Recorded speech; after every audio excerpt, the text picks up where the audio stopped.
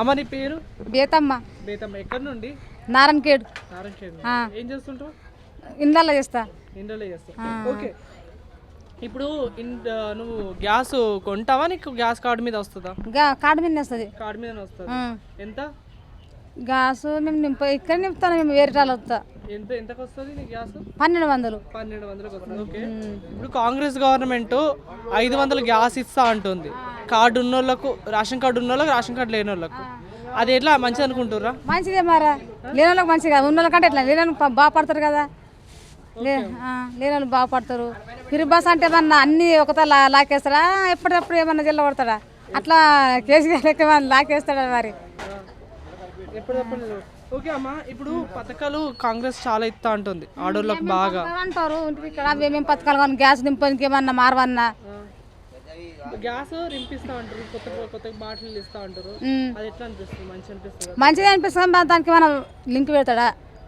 ఎట్లా లింక్ పెడతారు? బుక్ను మారుస్తాడా? అప్పుడు బుక్ కేసీఆర్ ఇచ్చింది కదా, అది దాన్ని మార్చి మరి బుక్ ఇస్తాడా? దీనికి ఇస్తాడా? సంతిల్లు ఉన్నది అక్కడ మాకు. అక్కడ ఇక్కడ లేదు. బతకచ్చాం మేము. బతకచ్చాము. ఇస్తే మంచిదే. బస్సులో పోతే పిట్ట పట్టకుండా ఇట్లా అనుగొట్టిపోతారు కానీ మంచిదే మరి. అన్ని మంచిదే కానీ నింపరు మరి. గ్యాస్ బుడ్లు ఇస్తే మంచిదే మరి. మీ పేరు? రాము. ఇప్పుడు ప్రజా దర్బారని పెట్టిరు కదా వైఎస్ రాజశేఖర రెడ్డి గారు, మీరు పోయిరా? పోయినాం. అప్పుడు ఇప్పుడు పోయిరా? పోలే. ఇప్పుడు పోలేరు. ఓకే. జనాలు ఎలాంటి స్పందన ఇస్తారు అనుకుంటారు అక్కడికి వెళ్ళి?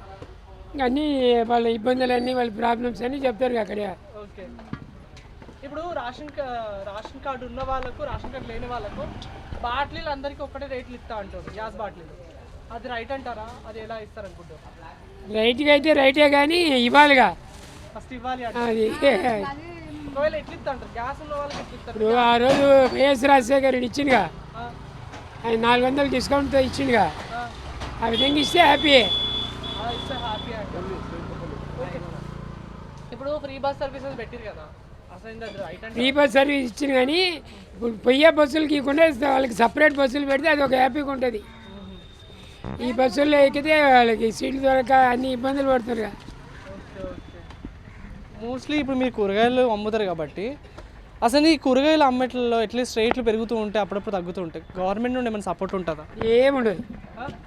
ఇప్పుడు ఈ గవర్నమెంట్ ఏమైనా సపోర్ట్ చేయాలనుకుంటున్నా? ఏమి అనుకుంటే ఇప్పటి వరకు అయితే ఏం చెప్పలేగా.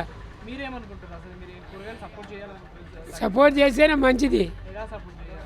మిడిల్ రేట్లు ఉండాలి. అంత హైయెస్ట్ లేకుండా అంత లోయెస్ట్ లేకుండా మిడిల్ ఉంటే రైతులకి బాగుంటుంది, కస్టమర్లకి బాగుంటుంది.